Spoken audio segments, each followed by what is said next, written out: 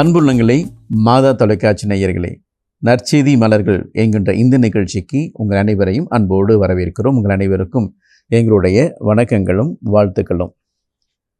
திருச்சபை இருப்பதே நற்செய்தி பரப்ப வேண்டும், உலகமெங்கும் சென்று நற்செய்தி அறிவியுங்கள் என்று சொன்ன அந்த கட்டளை ஏற்று ஒவ்வொருவரும் நற்செய்தி அறிவிக்க வேண்டிய கடமை நமக்கு இருக்கிறது. அந்த கடமை ஏற்று எண்ணற்ற மக்கள் தங்களுடைய நாடுகளை வீடுகளெல்லாம் விட்டு, அவர்கள் சொந்தங்களெல்லாம் விட்டு வேறு நாடுகளுக்கு அல்லது வேறு ஊர்களுக்கு சென்று நற்செய்தி அறிவித்து கொண்டிருக்கிறார்கள். அப்படி நற்செய்தி அறிவித்து கொண்டிருக்கிற அவர்களை இந்த இடத்துக்கு வரவழைத்து அவர்களுடைய அனுபவங்களை நாம் கேட்டு தெரிந்து கொண்டிருக்கிறதா இந்த நற்செய்தி மலர்கள் என்கின்ற இந்த நிகழ்ச்சி. இந்த நிகழ்ச்சிக்கு இன்றைக்கு நமக்கு வருகை தந்திருக்கிறவர் அருள் தந்தை வின்சென்ட் பாபு. உங்கள் அனைவருடைய சார்பாக அவர்களை அன்போடு வரவேற்கிறேன். Welcome father. ரொம்ப சந்தோஷமாக இருக்குது இந்த நற்செய்தி மலர்கள் இந்த நிகழ்ச்சிக்கு நீங்கள் வந்திருந்து உங்கள் அனுபவங்களை பகிர வைக்கிறதுக்காக. ஃபாதர், முதல்ல உங்கள் பேர் வின்சென்ட் பாபு. நீங்கள் எந்த ஊர், உங்கள் நேட்டிவ் என்ன, உங்கள் குடும்பங்கள், அதை பற்றி கொஞ்சம் சொல்லுங்கள். என்னுடைய பெயர் வின்சென்ட் பாபு. அப்பா பெயர் மதலைமுத்து, அம்மா ஆரோக்கியமேரி. அப்பா சேலம், அம்மா பெங்களூர். ஓகே. செட்டிலாக இருக்கிறது ஒசூர். ஒசூரில். அப்போ நேட்டிவ் வந்து உங்களுக்கு ஒசூர் ஆகிடுச்சு. குழந்தையிலேருந்து அங்கே தான் இருக்கோம். Okay okay okay. அது இது இப்போ ஒசூர்லேருந்து நீங்கள் இதாக இருக்கீங்க. உங்களுக்கு எப்படி ஃபாதர் ஒகேஷன் கிடச்சிச்சு? நான் சின்ன பையனாக இருக்கும்போது என்னுடைய பங்கு தந்தை அவர் அன்பிய திருப்பலியை ரொம்ப சிறப்பாக கொண்டாடுவார். நான் அது ஆச்சரியமாக பார்த்தேன். ஒரு முறையில் எங்கள் வீட்டு பக்கம், எங்கள் வீட்டு வாசலில் தான் பூசி வச்சார் மழையில். அதெல்லாம் எனக்கு ரொம்ப இன்ஸ்பைரிங்காக இருந்துச்சு. அது எந்த வயசுல? நான் 6ஆம் கிளாஸ் படிச்சுட்டு இருந்தேன். 6ஆம் கிளாஸ் படிக்கும்போது அன்பியம் அந்த இது எனக்கு மனசு ரொம்ப தொட்டுச்சு. அப்போ நான் நினச்சேன், நானும் இந்த மாதிரி ஒரு குருவாக இருக்கணும், இறங்கி செய்யணும் அப்படின்னு ஒரு ஆசை இருந்துச்சு எனக்கு. அது மனசில் இருந்தது, சின்ன வயசில் இருந்தது. நான் அப்பாட்ட மெதுவாக சொன்னேன். மைனர் செமினரியில் சேலத்தில் சேர்த்தார். ஆனால் அப்பா அம்மாவுக்கு அந்த உண்மையில் நான் ப்ரீஸ்ட் ஆகுன்ற எண்ணம் இல்லை. சரி, நல்ல ஸ்கூலில் சேர்த்திருக்காங்க. அதுக்கப்புறம் கடல் விருப்பம் வேற வந்தது. நான் 10th ஜாண்டிஸ் மஞ்சக்காமலை ரொம்ப கஷ்டப்பட்டேன். மஞ்சக்காமலை. Okay okay. அதனால திரும்ப வீட்டுக்கு வர வேண்டியதாகிடுச்சு, ரொம்ப சீரியஸாக இருந்ததுனால. அதுக்கப்புறம் ஒகேஷன் கிட்டத்தட்ட எழுத மாதிரி ஆயிடுச்சு. அதை பற்றி யோசிக்கவே இல்லை. ஆனால் கடவுள் விடுற மாதிரி தெரியல. +2 சமயத்தில் மஞ்சக்காமலை 1 வருஷம் கஷ்டப்பட்டதுனால அம்மா வேளாங்கண்ணி மாதாவுக்கு வேண்டிக்கிட்டு +1 சமயத்தில் வேண்டிக்கிட்டு போயிட்டு மொட்டை அடிச்சுட்டு வரோம். வரும்போது எங்கள் ஸ்கூலில் இருந்த சிஸ்டர் திருச்சி காட்டூரில் இருக்கிறாங்க. அவங்கள பார்த்து ஹலோ சொல்லலாம்னு சொல்லி பார்த்துட்டு வரும்போது அவங்க கேட்டாங்க, பாபு நீ சாமியார போகிறேன்னு சொன்னியே, அவனை இல்லைங்க விட்டுடுங்க அப்படின்னு. அவங்க இல்லை, ஒரு இடத்துக்கு கூட்டிகிட்டு போகிறேன், நீ பாரு, பிடிச்சிருந்தா சரி அப்படின்னா அப்படின்னு சொல்லிட்டு அமலாஷம் கூட்டிகிட்டு போனாங்க. அமலாஷம் கூட்டிகிட்டு போகும்போது அங்கே பில் அடித்தோம். சின்ன ஜன்னல் இருந்தது. ஃபாதர்ஸ் வரதுக்கு முன்னாடி ஜன்னலை திறந்து பார்த்தா உள்ள ஒருத்தர் கூட்டிகிட்டு இருந்தார். யார் அப்படின்னா, அவர் தான் இந்த இல்லத்தோடைய அதிபர். இல்லத்தோட அதிபர் ஏன் கூட்டிகிட்டு இருக்கிறாரு அப்படின்ட்டு எனக்கு ஒரு கேள்வியாக இருந்தது. இங்கே எப்படி தான் இருக்கும், எல்லாரும் எல்லா வேலையும் செய்வாங்க அப்படின்னா. அப்போ எனக்கு அது ஒரு உந்துதலாக இருந்தது. அதுக்கப்புறம் 2 வருஷம் கேம்புக்கு வந்தேன். அதுக்கப்புறம் கப்புச்சின் வாழ்க்கையில் கடவுள் என்னை அழைத்தார். அப்படிதான் உங்களுக்கு ஒகேஷன் அது கிடைச்சது. சின்ன வயசில் 6ஆம் கிளாஸ்லேயே அந்த ஃபாதர் மலையில் பூசி வைக்கிறத பார்த்துட்டு இந்த மாதிரி ஒரு சாமியார் ஆகணும்னு ஆசைப்பட்டீங்க. அதன் பிறகு கூட்டுற ஃபாதர் பார்த்தீங்க இல்லைங்களா? வித்தியாசமான ஒரு இடமா. உங்கள் கூட பிறந்தவங்க ஃபாதர்? தம்பி, தங்கச்சி. Okay okay. அப்போ நீங்கள் தான் முதல் தலைச்சியின் பிள்ளையை கடவுளுக்கு அர்ப்பணிச்சிருக்கிறாங்க. அப்பா ரொம்ப சந்தோஷமாக இருக்குது ஃபாதர். ஃபாதர், உங்களுக்கு ஒகேஷன் டைமில் அப்பாட்ட போய் சொல்கிறீங்க. ஃபஸ்ட்டு டைம் போய் சொல்லும்போது அவ்வளோ நம்பிக்கை இல்லை, அப்படி தான் சொன்னீங்க இல்லைங்களா? செகண்ட் டைம் மறுபடியும் போனீங்க. அப்பா வேணான்ட்டார்.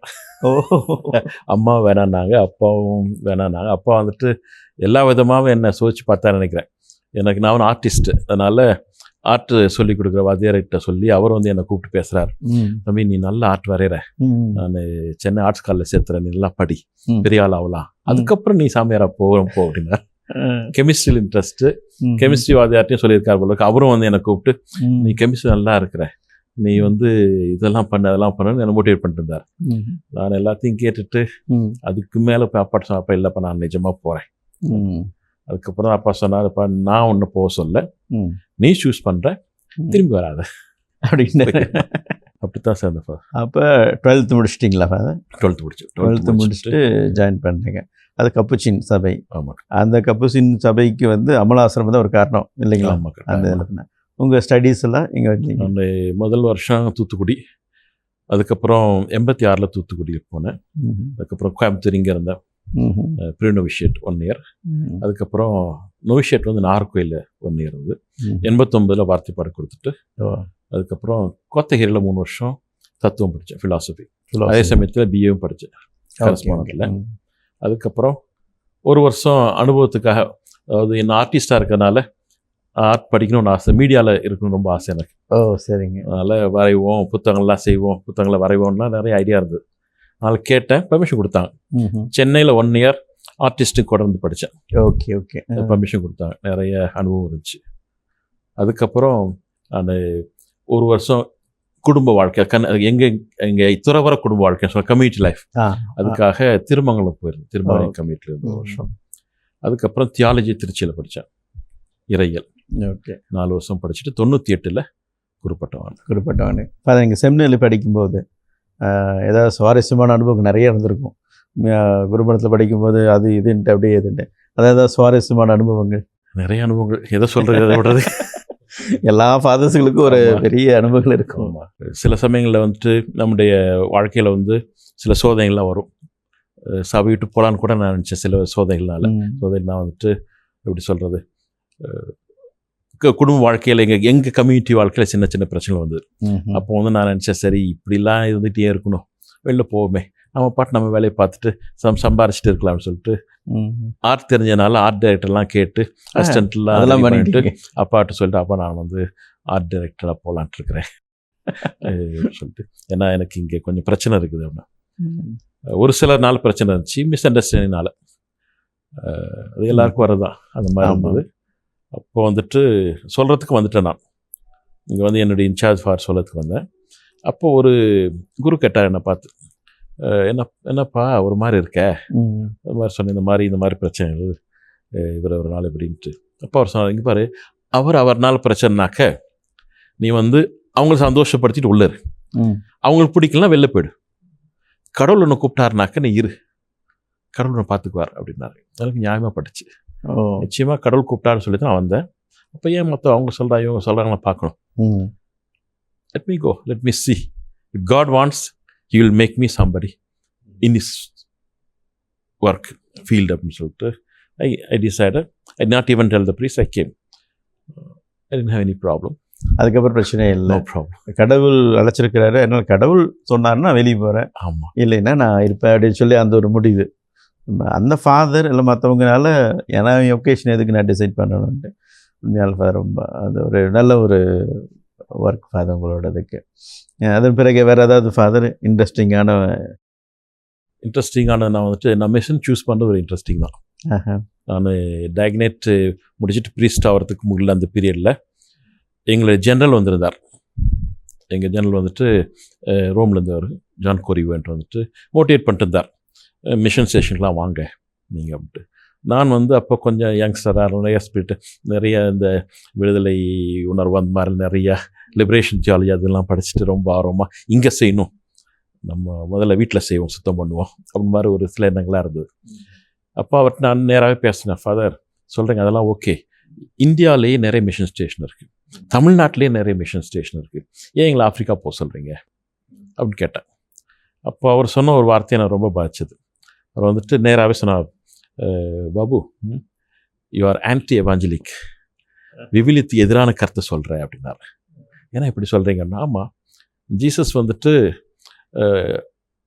என்னுடைய இனத்துடைய அப்பா அப்படின்னு சொல்ல, என் மொழி பேசலுடைய தந்தைன்னு சொல்ல, my father to my ethnic, my father to my language, my father to my கண்ட்ரின்னு சொல்ல சிம்பிளி அவர் ஃபாதர், எங்கள் தந்தைன்னு சொன்னார். பொதுவான இது ஆப்பிரிக்காவில் இரு, இந்தியாவில் இரு, அமெரிக்காவில் இரு, கடவுள் உன் அப்பான்னு நினச்சினா நீ வந்து கடவுள் பிள்ளை, இல்லைன்னா கூட கடவுள் பிள்ளை. நீ வந்து இங்கே தான் செய்வேன் அங்கே தான் செய்வேன்னு குறுக்கிக்கிட்டினாக்க அது வந்து விவிலியத்துக்கு மாறானது, கொஞ்சம் ஐடியா மாற்றிக்க அப்படின்னாரு. அது எனக்கு அதுவும் ஷாக்கிங்காக இருந்தது. உண்மையான கருத்தா, அதுக்கு அது ஒன்றும் சொல்ல முடியல, பேசாமல் ஆகிட்டேன். நான் இறங்கி கீழே வரேன், என்னுடைய ப்ரொமோஷன் என்ன பார்த்து ஜான் என்ன இறந்துட்டார், அவர் ரீசன்ட்லி பாஸ்ட் அவே. அவர் என்னை கூப்பிட்டு, பாபு புர்கினா ஃபாசோ ஒத்துக்கலான் இருக்கிறேன், நீ ஒத்துக்கிறையா, நீ ஒத்துக்கிட்டா நான் சொல்கிறேன் ஓகேன்னு சொல்லுனார். யாரை வேணா கூட்டிகிட்டு போகணும்.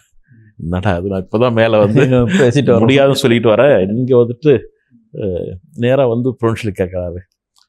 எனக்கு ஒரு நாள் டைம் கொடுங்க, நான் ப்ளே பண்ணணும். நான் வந்து ஆசிரியராக இருக்கணும்னு ஆசைப்பட்றேன். அதாவது தத்துவம் படிக்கிறேன், தத்துவம் டீச் பண்ண ஆசைப்பட்றேன் அப்படின்னா. அங்கேயும் டீச் பண்ணணும், டோன்ட் வரி. பெனின்ற கண்ட்ரி பக்கத்துலேயே வந்து பெனின்ற கண்ட்ரியில் காமன் ஃபிலாசபிட்டு இருக்குது, தயார் பண்ணு, டீச் பண்ணலாம், மிஷனரி ஆயிரு அப்படின்னாரு. ஒரு நாள் டைம் கூட நான் ப்ரே பண்ணுறேன் அப்படின்னு. Then after I prayed I felt that maybe God wants this way. It was something particular for me. I said yes, I don't regret. Okay okay, ஒரு இன்ட்ரெஸ்டிங் இதுதான். உண்மையாலுமே அழைத்திற்குள் அழைத்தல் அப்படிங்கிறதா நீங்கள் சொல்கிற வாழ்க்கை. கடவுள் உங்களை தேர்ந்தெடுத்தார் ஃபாதராக இருக்காங்க, ஒரு குருவானவர். அதிலும் குறிப்பாக ஒரு மிஷினரியாக இருக்குன்னு சொல்லி அழைத்தது வந்து ரொம்ப நல்ல ஒரு கேரக்டர். அப்புறம் நீங்கள் ஃபாதர் ஆகிட்டீங்க. எந்த வருஷம் ஃபாதர் உங்களோடது? 98. 98ல் அந்த டைமில் குரு பட்டம் வாங்குகிற டைமில் அப்பா அம்மா மற்றவங்கெல்லாம் கூட பிறந்தவங்க, அவங்களுடைய உணர்வுகள் எப்படி இருந்துச்சு? ரொம்ப சந்தோஷம் தான். அது வெரி ஹாப்பி. உள்ளே நுழைஞ்சதுக்கப்புறம் வந்து அக்செப்டட், அவங்க ஒத்துக்கிட்டாங்க. எல்லா பக்கம் வந்தாங்க. ஒரு வருத்தம் இருக்குது அம்மாவுக்கு, அது ஒன்றும் செய்ய முடியாது. இன்னமும் அது அம்மா தானே, அதுதான் இருந்தாலும் ஒத்துக்கிட்டாங்க. They are very happy. The followed me. எல்லா பக்கம் எனக்கு கூட வந்தாங்க. There with me. ஆர்டினேஷன்லாம் அது வேறு, தி ப்ராட் மீ. உங்களுக்கு நிறைய ஃப்ரெண்ட்ஸ் இருந்திருப்பாங்க இல்லைங்க ஃபாதர் பிகினிங்கில்? ஐ மீன் செமினரி ஜாயின் பண்ணுறதுக்கு முன்னாடி அந்த டைமு அவங்களுடைய அனுபவங்கள் எப்படி இருந்துச்சு உங்களுக்கு? அவங்களுடைய குருத்துவம் வாங்கும்போது எப்படி ஃபீல் பண்ணாங்க? இது வேற ஆல் ஹாப்பி. நாங்கள் நுழையும் போது 25 பேர். கடைசியில் ஆர்டினேஷன் வாங்கினது நாங்கள் 11. 11 பேர். 11. அது நான் ஒரு குரூப் தள்ளி வாங்கினேன். சரி. நான் ஆர்டிஸ்டாக இருந்து படிக்க போனதுனால 1 இயர் பின்னாடி போயிட்டேன். இருந்தாலும் இட் வாஸ் குட். எல்லாருமே நல்ல என்னுடைய கம்பெனிஸ் தான். Still we are together. Okay, we come together. Holidays வரும்போது எல்லாம் முடிஞ்ச அளவுக்கு கேதர் பண்ணுவோம். We pray, we are there, we share our experiences. Nice. Super father. உங்களுடைய ஒகேஷன் அது இப்போ ஃபாதர் ஆனீங்க. ஃபாதர் ஆன பிறகு உங்களுடைய மினிஸ்ட்ரி எங்கெங்கெல்லாம் இருந்துச்சு? ஒரு 3 மாதம் ஒக்கூரில் இருந்து ப்ரிப்பேர் பண்ணேன். ஒக்கூரில் இருந்து, ஒக்கூர் இருக்கு இல்லைங்களா, சிவகங்கை டைசஸ், அங்கே இருந்துக்கிட்டு ஆற்காடு வந்து பங்காக்கிற முயற்சி இருந்தது. அது எங்களுக்கு கொடுக்குறதா சொன்னாங்க கப்பிச்சின்ஸுக்கு. ஓகே. அந்த சமயத்தில் உதவி பங்கு தந்தையாக இருந்து வேலை செய்யினாங்க. அதனுடைய பங்காகிறதுக்குரிய தயாரிப்பு வேலைகளில் அங்கேருந்து போய் பண்ணிட்டு வந்தேன். 3 மாதம் அங்கே தங்கியிருந்தேன். அதுக்கப்புறம் அடிப்படை வேலைகள்லாம் ராணிப்பேட்டையில் தங்கி பண்ணேன். ஓகே. அதுக்கப்புறம் அங்கே பங்கானதுக்கப்புறம் ஒரு 6 மாதம் பக்கம் இருந்திருப்பேன். 99லேயே நான் வெளில போயிட்டேன். Okay. It was good experience. அப்போ எங்களுக்கு ஆற்காட்லேயும் வீடு கிடையாது, வாடகை வீட்டில் இருந்தோம். அந்த மக்கள் அவ்வளோ பாசம். எல்லா வீடு விசிட் பண்ணுவோம். எங்களுக்கு டெய்லி அவங்க தான் சாப்பாடு கொண்டு வராங்க. ஒரு வேலையும். சரி. 3 வேலையும் நல்லா சாப்பாடு போட்டு நல்லா பார்த்துக்கிட்டா நாங்கள் நல்லா இருந்தோம். பரவாயில்ல. எக்ஸ்பீரியன்ஸ். ஆற்காடு மக்கள் எப்பயும் மறக்க மாட்டேன். முதல் அனுபவம் எனக்கு அது. ஓகே. அதன் பிறகு வந்து நீங்கள் ஆஃப்ரிக்கா? இல்லை, நான் பெனினில் டீச் பண்ணுன்னு சொல்கிறதுனால அங்கே வந்து ஃப்ரெஞ்சு காலனி. எங்கள் செமினரி வந்து ஃப்ரெஞ்சு செமினரி. ஓகே. அதனால் ஃப்ரான்ஸ் போய் ஃப்ரெஞ்சு படிக்க சொன்னாங்க. ஃப்ரெஞ்சில் ஃபிலாசபி பண்ணேன். ஓகே. லைசன்ஷியேட் பண்ணேன். 4 வருஷம் இருந்தேன். 2003 வரைக்கும் அங்கே இருந்தேன். சரிங்க. அதுக்கப்புறம் 2003ல் நான் புர்கினா ஃபாசோ போனேன். அதுக்கு ஆக்சுவலாக பெனின் போக வேண்டியது. அங்கேருந்து ஒரு ஃபாதர் மலேரியானால இறந்துட்டார். அதே சமயத்தில் முதல்ல வந்த குருக்கள் எல்லாமே சேலஞ்சஸில் இட் வாஸ் டிஃபிகல்ட். அதனால் நிறைய பேர் எல்லாமே அட்மாஸ்பியர் எல்லாம் திரும்பி வந்துட்டாங்க. இப்போ நீங்கள் இருந்த இது வந்து வெஸ்ட் ஆஃப்ரிக்காவில் எந்த இடம் ஃபாதர்? புர்கினா ஃபாசோ, அதாவது சஹாரா பாலைவன சார்ந்த நாடுகள்னு சொல்லுவாங்க, சஹலின் கண்ட்ரின்னு சொல்லுவாங்க. புர்கினா ஃபாசோன்றது ஒரு லேண்ட் லாக்டு கண்ட்ரி. சுற்றிலும் நாடுகள் இருக்குது. அதாவது நிஜர், கானா, டோகோ, பெனின், ஐவரி கோஸ்ட்டு, மாலி, செனகல் இப்படின்ற கண்ட்ரிலாம் இருக்குது சுற்றி. அது நடுவில் இது புர்கினா ஃபாசோ இருக்குது. நான் டீச் பண்ண போகின்றது பெனின்ற கண்ட்ரியில். ஓகே. இப்படி இந்த சூழ்நிலை மாறினதுனால என் ஜெனரல் என்னை கேட்டார். ஃப்ரான்ஸில் இருக்கும்போது பேசிட்டு தான் என்கிட்ட, இல்லைப்பா நீ பெனின் தான் போகிறோன்னு சொன்னேன், நானே மோட்டிவேட் பண்ணேன், இப்போ புர்கினா ஃபாசோ அங்கேருந்து போய் டீச் பண்ணு அப்படின்னாரு. அதுக்கப்புறம் தான் நான் எஸ் ஓகேன்னு சொல்லிட்டு இப்போ வந்து அங்கே பங்கில் இருந்துட்டு நீங்கள் அப்படியே டீச்சிங் பண்ணிட்டு இருந்தீங்க. ஆமாம். Okay okay okay okay. So ஒரு அந்த பங்கு பேர் ஃபாதர் உங்களுக்கு? Francis of அஸ்ஸி. ஓ அந்த ஃப்ரான்சிஸ் அஸ்ஸியார். ஃப்ரெஞ்சில் பரவாஸ் San ஃப்ரான்சுவா d'Assise. அந்த டைசஸோடைய பேர் ஒகாதுகு. கேபிட்டல் வந்து ஒகாதுகு. ஆர்ச்சி டியோசஸ் டு ஒகாதுகு. ஓகே. ஃப்ரெஞ்சில் ஆர்ச்சிடைஸ் ஆஃப் ஒகாதுகு. அப்போ அங்கே வந்து ஃப்ரெஞ்சு தான் பேசுவாங்க. ஆமாம், ஃப்ரெஞ்சு. லோக்கல் லாங்குவேஜ் மோரேன்னு ஒன்று இருக்குது.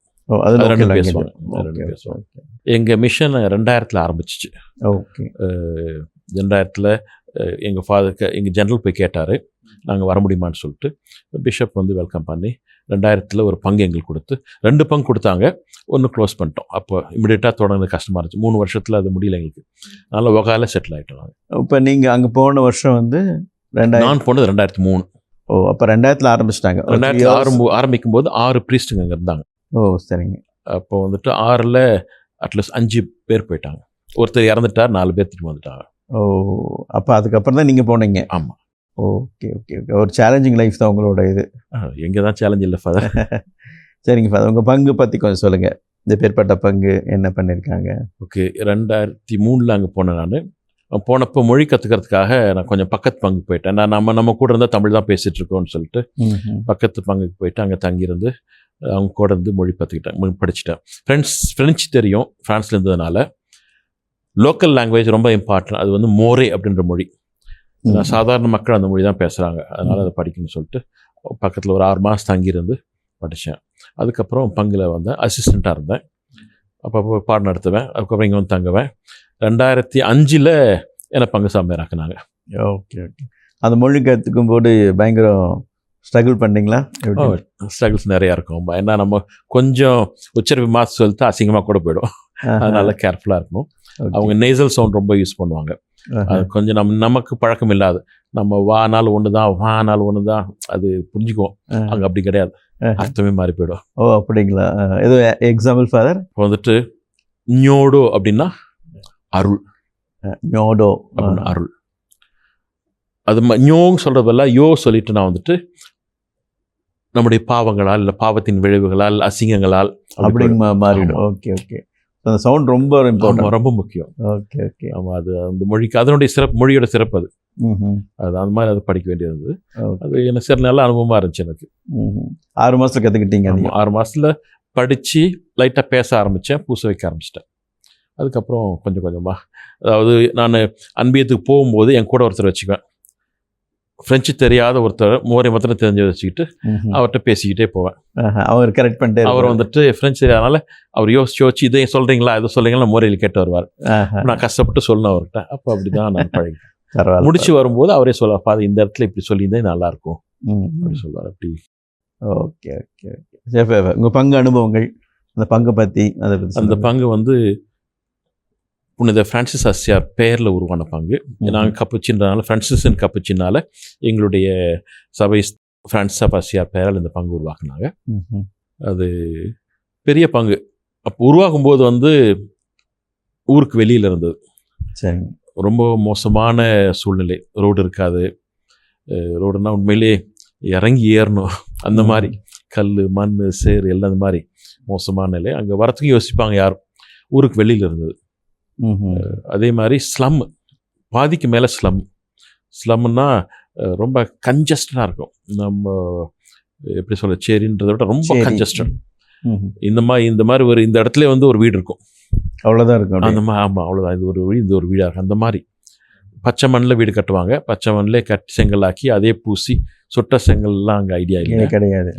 ஏன்னா மரங்கள் அவ்வளோ இல்லை. அதனால் சுட்ட செங்கல் சட்டு. அப்போ அது அந்த எண்ணம் இல்லை அவங்களுக்கு. பச்சை மண்ணில் கட்டி மேலே டின் ஷீட் வச்சு கல் வச்சுருவாங்க, அவ்வளோதான். அது மாதிரி ரொம்ப கன்ஜஸ்டடாக இருக்கும். பாப்புலேஷன் வந்து அப்போது 65,000 பேர் இருந்தாங்க கிட்டத்தட்ட. எங்கள் பங்கில் மாத்திரம் போகணும். அந்த பங்கில் மாத்திரம் கத்தோலிக்க பாப்புலேஷன், கத்தோலிக்கருடைய எண்ணிக்கை மாத்திரம் சொல்லலாம். ஏன்னா இந்த எங்களுடைய பங்கு வந்து கிட்டத்தட்ட 45 ஸ்கொயர் கிலோமீட்டர் இருந்தது. ஓ சரிங்க சார். அது இன்னொரு பங்கு போச்சு, ஒரு 3 ஸ்கொயர் கிலோமீட்டர் பிரிச்சிட்டோம். இப்போ 42 ஸ்கொயர் கிலோமீட்டருக்கு இப்போ.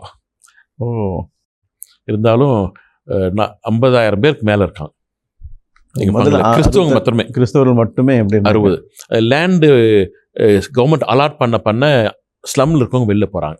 அதனால கொஞ்சம் குறைஞ்சிருக்கு இப்போ. ஓகே ஓகே, அதனால கம்மியாயிருக்கு. பட் நிறைய மக்கள் இருந்தாலும் 50,000 பேர். Okay okay. முன்ன நாங்கள் போனப்போ வந்துட்டு எங்களுக்கு கோயில் கிடையாது, கீத்து கொட்டாய் சின்னதாக எங்களுக்கு மாத்திரம், ப்ரீஸ்ட்டுக்கு மாத்திரம் கீத்து கொட்டாய் இருக்கும். நாங்கள் வாடகை வீட்டில் இருந்தோம். பூசு வைக்கிறா கீத்து கொட்டாய் கீழே தான் பூசு வச்சுட்டு இருந்தோம். டின் ஷீட் போட்டு கொஞ்சம் கீத்து கொட்டாய் இருக்கும், அதில் பூசு வச்சுட்டு இருந்தோம். ஒரு நல்லா ஹெவி ரெயின் அப்படிலாம் கூட நான் ரொம்ப ஃபீல் பண்ணேன். என்னால் யூக்ரிஸ்டி தான் ப்ரொடெக்ட் பண்ண முடிஞ்சிச்சு. மக்கள்லாம் வந்து நிற்கிறாங்க. அன்னைக்கு கூட நினச்ச ஆண்டவர் நல்லா கோயில் கட்டினா நல்லா இருக்குமே இந்த மக்களுக்குன்ட்டு. ஏன்னா வெயில் வந்தாலும் நிற்பாங்க, மழை வந்தாலும் நிற்பாங்க, கோயிலுக்கு வந்துட்டா வந்தவங்க நிற்பாங்க. அப்படியே அந்த மாதிரி ஒரு விசுவாசம், அவ்வளோ விசுவாசம். கோயில் பூசைக்கு வரவங்க வந்துட்டு 4000 to 5000 பேர் வருவாங்க. அவ்வளோ மக்கள் வருவாங்க பூசைக்கு. பெஞ்சை தூக்கிட்டு வராங்க, இடம் எல்லாம் உட்காந்து அவங்க சின்ன ஸ்டூல் கட்டிட்டு வராங்க முதுகில், அந்த மாதிரி நின்றுட்டு இருப்பான். அந்த மாதிரி அது இன்னைக்கு தான் நான் வேண்டி ஆண்டவர் நல்ல கோயில் கட்டின ஆண்டவர் உதவி செய்ய அப்படின்னு சொல்லிட்டு மனசார வேண்டிக்கிட்டேன். அன்புள்ளங்களே, ஃபாதருடைய தெய்வ அழைத்தல் கொஞ்சம் நல்லா இருந்துச்சு இல்லைங்களா? 6ஆம் கிளாஸ் படிக்கும்போது அவர் வந்து சாமியார் ஆகணும்னு ஆசைப்பட்டார். ஒரு ஃபாதர் வந்து மழையில் பூசு வச்சார். அதை பார்த்து நானும் சாமியார் ஆகணும்னு சொல்லிட்டு அழகாக வந்தார். அதை விட உன்னானு வந்து 12ஆம் கிளாஸ் முடிச்சுட்டு போகும்போது ஒரு ஃபாதர் வெளியே கூட்டிகிட்டு வந்தார். கேட்டால் அதிபர், அவர் அந்த தியான ஆசிரமத்தோட அதிபர். அதை பார்த்தோன்னா நானும் சாமியார் ஆகணும்னு சொல்லிட்டு அழகாக ஃபாதர் ஆனார். அதே போல் நிறைய காரியங்கள் பண்ணிகிட்ருக்கிறாரு. வெஸ்ட் ஆஃப்ரிக்காவில் இருந்து நிறைய காரியங்கள் சொல்ல இருக்கிறார். தொடர்ந்து அடுத்த வாரம் அவரிடமிருந்து நிறைய அனுபவங்களை கேட்டு தெரிந்து கொள்வோம். அதுவரை உங்களிடமிருந்து விடைபெறுகிறோம். நன்றி, வணக்கம்.